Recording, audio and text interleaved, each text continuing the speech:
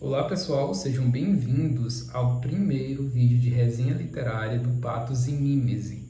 No vídeo de hoje nós vamos falar sobre o medalhão Os Miseráveis de Victor Hugo. Eu li nessa edição da Penguin Companhia, que é dividida em 2 tomos e tem aproximadamente 1.800 páginas. Gostaria de ressaltar que esse vídeo não pretende substituir uma aula de Os Miseráveis e muito menos uma aula de Victor Hugo. É um vídeo de experiências de leitura, então fique à vontade para fazer algum adendo, alguma correção ou alguma sugestão, e se eu precisar fazer algum adendo de alguma informação, eu vou colocar aqui na descrição. Então não estranhe se eu ficar olhando para baixo para as minhas anotações que estão aqui na mesa. Os Miseráveis foi publicado pela primeira vez em 1862 pelo escritor francês Victor Hugo, que perpassou quase todo o século XIX. Ele nasceu em 1802 e faleceu em 1885. Romancista, poeta, dramaturgo e também foi um homem político. Inclusive, um fato que vai desaguar bastante em sua escrita é que ele tinha a família dividida em termos políticos. O seu pai era um soldado e sua mãe era monarquista. Em relação ao contexto estético e literário, Victor Hugo pertence ao romantismo e principalmente ao que nós chamamos de romance social, já que ele traz uma idealização da revolução, ele traz também uma idealização das relações amorosas, dos sentimentos como um todo. Então nós vamos ao enredo. Os Miseráveis fala principalmente da história de Jean Valjean, que rouba um pedaço de pão para os seus sobrinhos e é condenado por causa disso. Enquanto, a golpes de martelo, rebitavam a cavilha de sua gargalheira, ele chorava. As lágrimas o sufocavam, impedindo-o de falar. De tempos em tempos, conseguia dizer somente isso: eu era um podador. Depois, soluçando ainda, levantava e abaixava a mão direita 7 vezes seguidas, como quem toca excessivamente 7 cabeças de altura desigual. E com esse gesto podia-se adivinhar que, qualquer que tivesse sido o seu crime, ele cometeu para vestir e dar de comer a 7 pobres crianças. Então nós já percebemos que Jean Valjean não é mau, são as circunstâncias que o tornam mau. Ele começa a ser um descrente contra a sociedade e principalmente um descrente no sistema. Depois de ser preso, ele cumpre a sua sentença e quando sai sofre ainda mais preconceito por ser um ex-condenado. Ele tem dificuldade para encontrar hospedagem e só acha em uma casa em que mora um bispo, que é o bispo de Digne, ou bispo Bienvenu. Contrariando todas as possibilidades, esse bispo dá moradia a Jean Valjean e acontece um fato curioso. Jean Valjean rouba a prataria do bispo Bienvenu. E aí uma das pessoas que moram na casa com o bispo chama a polícia, tem toda uma cena, e quando a polícia chega, o bispo fala que não houve nenhum tipo de crime, que está tendo algum engano, já que toda aquela prataria seria sim de Jean Valjean. E isso deixa Jean Valjean totalmente desarmado.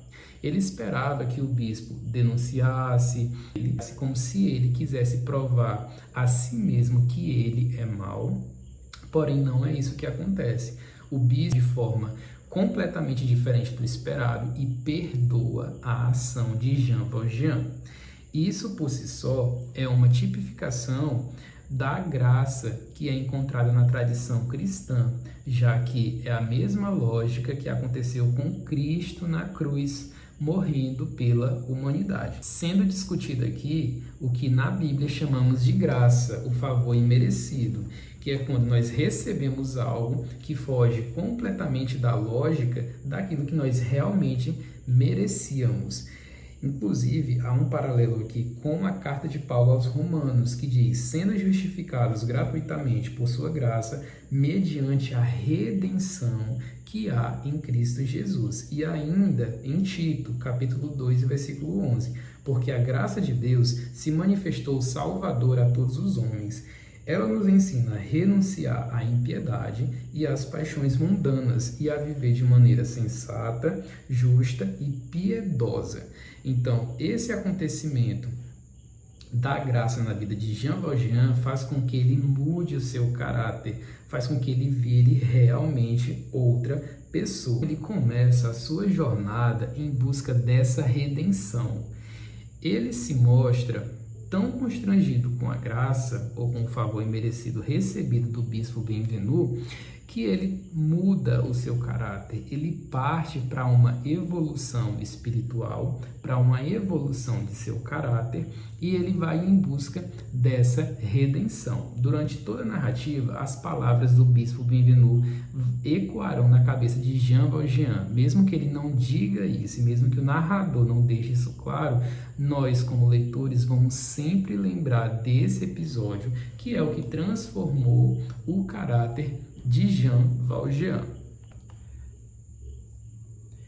Enquanto Jean Valjean sai em busca da sua redenção, ele, como um ser miserável, encontra também outros personagens que também são miseráveis. E é por isso que o livro tem esse nome, porque é um livro que fala sobre várias formas de miséria humana.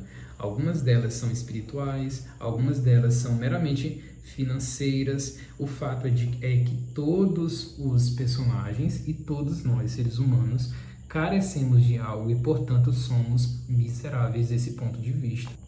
Jean Valjean, então, viaja e começa a trabalhar em uma firma de tecido ou algo assim. Ele descobre uma forma nova de fazer tecido e isso faz com que ele fique rico. Eu falei que as palavras do bispo sempre ecoarão em sua mente. Isso fará com que ele desenvolva as suas virtudes. Pois é, ele não só muda a sua realidade, como também muda a realidade de quem está junto a ele, de toda uma comunidade. Inclusive, ele muda de nome. Agora, ele não é conhecido como Jean Valjean, ele é conhecido como Madeleine.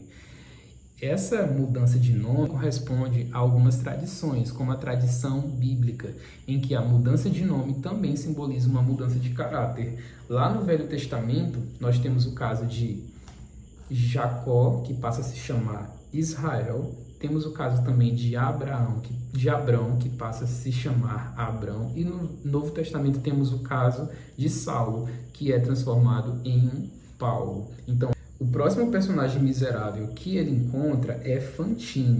A priori, Fantine é narrada sempre com uma beleza estonteante. São elogiados os seus cabelos, os seus dentes, a sua postura. Só que em um determinado momento, a sua localidade recebe alguns rapazes que estão passando uma espécie de férias naquele local, que acabam se envolvendo com algumas meninas, dentre as quais Fantine. E aí, quando eles voltam dessa espécie de colônia de férias, Fantine fica grávida e aí começa a sua decadência. Ela tem muita dificuldade para criar a sua filha e ela precisa, inclusive, vender os seus cabelos, vender os seus dentes, e essa parte é muito triste. É possível não se emocionar com essa parte em que Fantine perde a sua beleza em prol de sua filha, Cosette.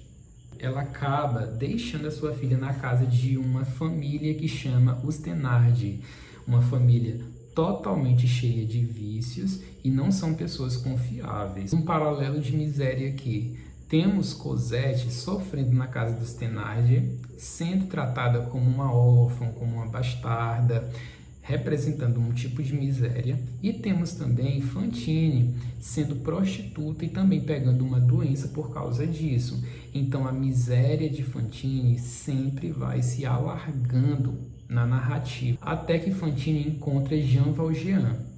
Fantine começa a trabalhar na empresa de Jean Valjean e ela acaba sendo despedida porque eles descobrem que ela teve uma filha bastarda. Quando Jean Valjean, ou Madeleine, descobre isso, ele decide apadrinhar as duas e decide cuidar de Cosette. Esses personagens ainda vão se encontrar, porém, como eu falei, é um livro muito grande, então a narrativa vai e volta, mas esses personagens sempre encontram uma forma de se encontrarem depois. O próximo miserável a ser encontrado é o Javert. Esse Javert é um policial que trabalhava nas galés na época em que Jean Valjean também estava lá sendo forçado. Depois que Jean Valjean sai, há um episódio em que Jean Valjean ele faz um ato de bondade que acaba lembrando o ex-forçado. E Javert, ele começa a investigar a visão muito unilateral dos fatos. Ele sempre analisa tudo de uma forma racional. Ele tenta não se emocionar. Então, mesmo que alguém seja preso e que saia depois e que mude de vida, ele trata desprezo, representando também a sociedade, né, que nunca aceitará os miseráveis. Essa visão unilateral dos fatos é confrontada quando Jean Valjean age de determinada forma com Javert. Um ato de bondade tão grande que Javert é constrangido por esse ato, e aí há um monólogo interior mostrando como, na verdade, nem sempre a lei e o bem são sinônimos. E também nos lembra o ato de bondade lá do início da narrativa. Da mesma forma como Jean Valjean é constrangido pela graça, ele também promove essa graça na vida de outros personagens. O miserável que o nosso herói Jean Valjean encontrará é Marius, um rapaz órfão que perdeu seu pai por causa de uma batalha, e que ele tem um senso de justiça de sempre compensar a morte do seu pai. Ele entende que ele precisa fazer algo por seu pai, inclusive seu pai deve um favor ao Thénardier. Marius sai em busca de conhecer esse personagem, saber quem é. Ele tem uma admiração muito grande por Thénardier. E acontecem alguns dramas até que Marius encontra Cosette. E aí nós vamos ter uma parte bem romântica, né, sobre esses dois personagens. Outro fato na narrativa sobre Marius é que ele representa o próprio Victor Hugo, já que o autor ele estava sempre entre a República e a monarquia. Lembra que eu falei que o seu pai era republicano e a sua mãe era monarquista. Então, como Marius, Victor Hugo também se mostrou apaixonado pela ideia da revolução, só que ele também se mostra receoso em alguns pontos. Ele fala da necessidade da necessidade do homem ter poder, só que ele também menciona que esse homem tem que ter sensibilidade com aqueles que não têm esses atributos, possibilitando também que as pessoas miseráveis o tenham. Chegamos em Gavroche, mais um personagem que personifica a miséria na narrativa. Gavroche é o menino de rua. Ele sempre se mostra feliz ou finge ser feliz, e é impossível não se emocionar com essa parte. É uma parte que fala muito sobre a liberdade, sobre a hipocrisia da sociedade, e com Gavroche ele também tem um senso de justiça. Ele quer cuidar de outros meninos de rua, de outros órfãos, nem que ele tenha que fazer algo duvidoso para isso. Ele encontra na mesma situação os filhos do Thénardier. Sim, os personagens eles vão se entrelaçando, como eu falei. Então ele encontra dois filhos do Thénardier que ele abandonara. Inclusive o próprio Gavroche é filho do Thénardier. Inclusive, há uma cena em que o Gavroche ele salva o Thénardier em um acontecimento em um telhado. Não vou entrar em detalhes, mas ele salva o Thénardier e este nem agradece, mesmo descobrindo que ali era o seu filho. Então já deu para perceber que é uma narrativa sobre miséria, né? Faz muito jus ao título, já que nós observamos alguns personagens evoluindo aos poucos dessa miséria humana, mas outros são afetados pela miséria do início ao fim e que não tem saída para eles. É o caso dos Thénardier. À medida que a narrativa vai acontecendo, Thénardier não se redime. Pelo contrário, ele sempre vai se tornando alguém mais obscuro e não há uma possibilidade de redenção. Depois de muitos acontecimentos na história, nós chegamos nas barricadas, que é uma das partes mais excepcionais.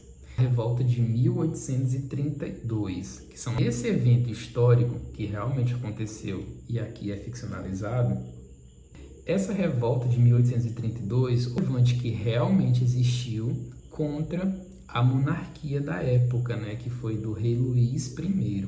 E essas barricadas aconteceram nas próprias ruas de Paris. Então, nessa parte do livro, quase todos os personagens se encontrarão. Nós vamos ter os amigos do ABC, que é Marius, e outros amigos da Revolução, Gavroche, Eponine, que é filha dos Thénardier, o próprio Marius, Jean Valjean será um dos personagens principais dessa parte, assim como o próprio Javert. É uma das partes mais emocionantes porque é uma guerra, sangue sendo jorrado, acontece algo bem triste com Gavroche, não só com Gavroche.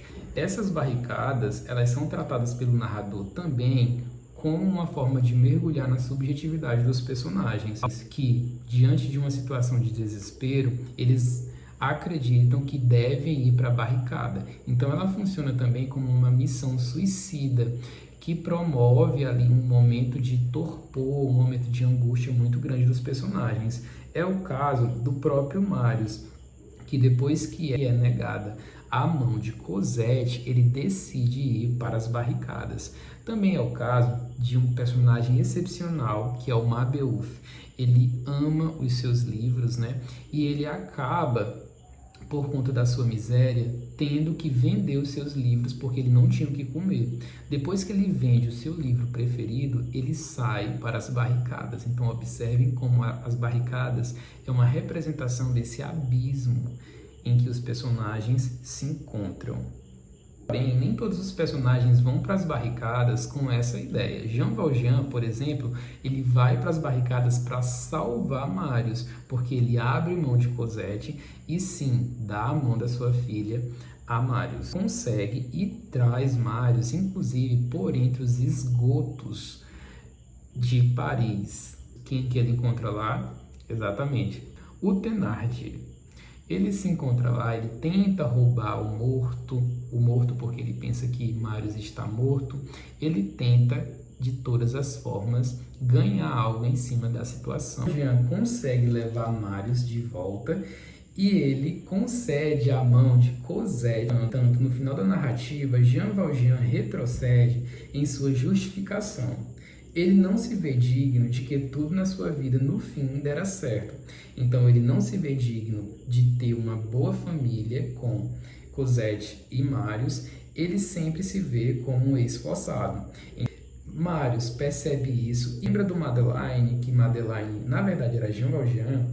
Marius confunde tudo e acha que Jean Valjean roubou Madeleine. Então, aquele dinheiro que ele tem e que ele dera para Marius como forma de dote no casamento de Cosette era um dinheiro indigno. Então começa uma parte bem triste na história por conta desses acontecimentos. Ele chega e tenta ganhar ainda mais diante dessa situação.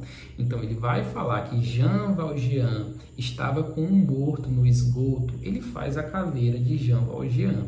E vocês lembram, né? Quem era a pessoa morta que estava nos braços de Jean Valjean? O próprio Marius. Então, enquanto Thénardier tenta fazer a caveira de Jean Valjean, na verdade ele está ajudando Jean Valjean a se promover. Eu lembrei muito de outra passagem bíblica, que é a história de Esther, em que o personagem Amã, ele fica com raiva de Mardoqueu, que é um tio de Esther, e ele arma uma situação, ele cria uma forca para Mardoqueu. Só que quando ele vai fazer a caveira de Mardoqueu para o rei, quem acaba indo para a guilhotina é o próprio Amã. No final da narrativa, o nosso herói recebe a sua redenção. Falei bastante sobre a mímese, né? Como que esses personagens, eles representam a condição humana, porque nós somos miseráveis em algum sentido. Nós vemos vários casos em que o narrador mergulha na subjetividade dos personagens, mostrando os dilemas, assim como os dilemas ocorrem no interior dos humanos. Então é um livro que muito nos chama a atenção pela mímese, né? Mas além disso, nós também temos o pathos, né? Que é a expressão, a emoção causada ao leitor por causa da forma em que o narrador se expressa. E uma das questões que mais me chamou a atenção aqui são os animais representando os vícios e as virtudes do ser humano. Olha só, os animais não são outra coisa que a figura de nossas virtudes e vícios. errando diante dos nossos olhos, fantasmas visíveis de nossas almas. Deus nos mostra para fazer-nos refletir. A única diferença é que, sendo os animais simples sombra, Deus não os fez passíveis de educação, no sentido completo da palavra. Por quê? Pelo contrário, sendo nossas almas realidades e tendo um fim que lhes é próprio, Deus lhe deu inteligência, isto é, as fez capazes de educação. A educação social, quando bem feita, sempre poderá extrair de uma alma, seja ela qual for, a utilidade que lhe contém. E olha só o que o narrador analisa em relação ao Javert, que eu falei anteriormente. A face humana de Javert consistia em um nariz chato, com duas narinas muito abertas, para as quais subiam, dos dois lados de seu rosto, enormes suíças. A gente se sentia mal na primeira vez em que se deparava com essas duas florestas e essas duas cavernas. Quando Javert ria, o que lhe era muito raro e terrível, seus lábios muito finos separavam-se, deixando ver não só os dentes, mas também as gengivas, produzindo ao redor do nariz uma dobra achatada e selvagem que lhe dava o ar de um focinho próprio de animais ferozes. Javert, quando sério, era um cão. Quando ria, transformava-se em um tigre. Quanto ao mais, cabeça pequena e queixo volumoso, e os seus cabelos Quanto ao mais, cabeça pequena e queixo volumoso, os cabelos caídos sobre as sobrancelhas escondiam-lhe a fronte. Entre os dois olhos, uma ruga permanente, como se for uma estrela de cólera, olhar obscuro, boca afetada e temível, e um ar de comando feroz. Eu achei excepcional essa forma como o narrador trata das virtudes do ser humano com base nos animais e principalmente dos vícios humanos. Também é impossível ler Os Miseráveis e não falar sobre as digressões. Há quem as ame e também há quem as odeie. Eu confesso que eu tive muitas pausas na leitura por conta dessas digressões. Eu li Os Miseráveis em um ano. Entrei no clube da Tatiana Feltrin e comecei junto com o pessoal do clube em fevereiro, porém as digressões me fizeram pausar, sim, eu demorei bastante nas digressões, só que quando eu ultrapassava, sim, certo prazer estético, que é isso que eu quero falar agora. As digressões, elas podem parecer chatas e algumas delas realmente são muito descritivas e isso acaba nos dispersando, porém, elas fazem, sim, sentido para o decorrer da história. Por exemplo, eu trouxe aqui a do convento. Na do convento, ele faz toda uma descrição dos locais, dos costumes, das tradições, né, das freiras. Ele faz uma descrição muito minuciosa, só que é ali que nós percebemos como ocorre a evolução espiritual do nosso herói. Ele começa a mostrar o apreço pelo que ele tem, pela providência com P maiúsculo. Então, essa digressão não é de graça. Também tem a Batalha de Waterloo, que inclusive, esqueci de falar no início do vídeo, mas onde o contexto histórico no qual se passa Os Miseráveis. Inclusive, eu também confundia antes de ler. Eu achava, assim como muitas pessoas acham, que Os Miseráveis se passa durante a Revolução Francesa, mas não. Aqui nós temos uma pós-revolução.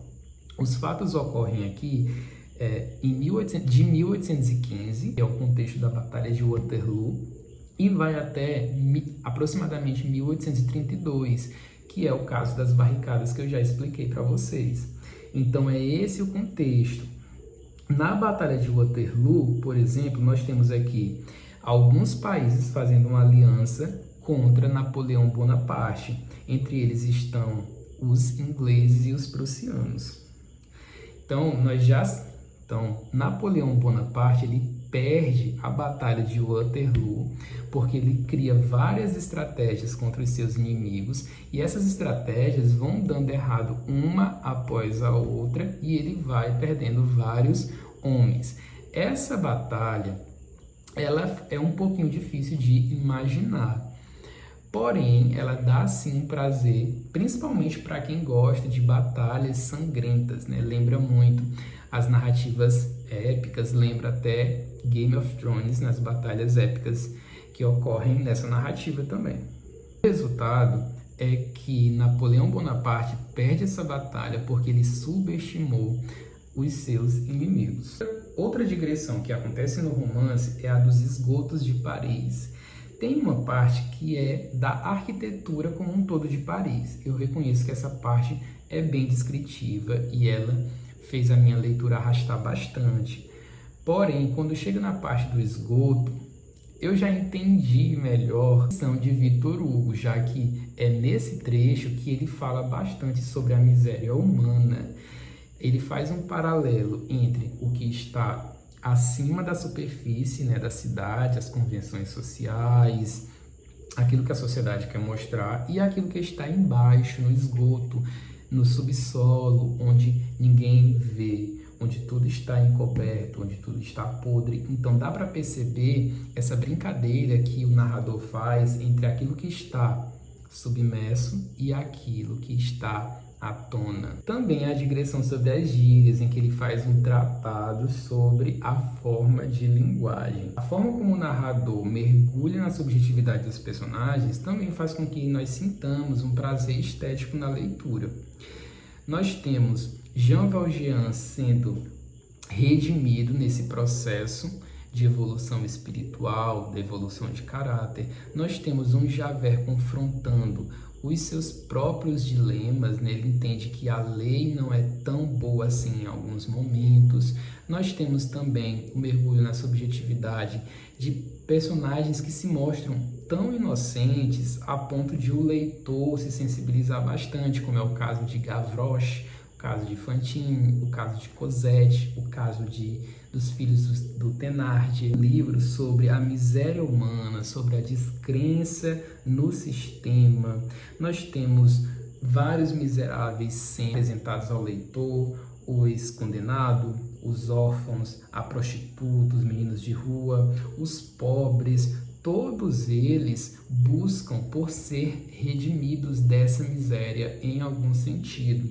Os personagens que aqui se encontram não são redimidos em sua totalidade. Os personagens miseráveis continuam sendo miseráveis no final da narrativa. Alguns morrem miseráveis, outros conseguem evoluir e, portanto, se distanciar um pouco da ideia da miséria, enquanto outros são totalmente condenados a viver nessa miséria, como é o caso do Thénardier, em que o final da narrativa ainda mostra que ele fará outras maldades. Resumindo, se eu, como leitor, posso dar um veredito para Os Miseráveis, foi sim uma leitura prazerosa, apesar de longa, que tem sim a sua beleza, apesar das digressões, e que vale muito a pena você embarcar nessa leitura que tanto nos fala sobre como nós podemos e, na minha opinião, até devemos nos redimir de algum tipo de miséria.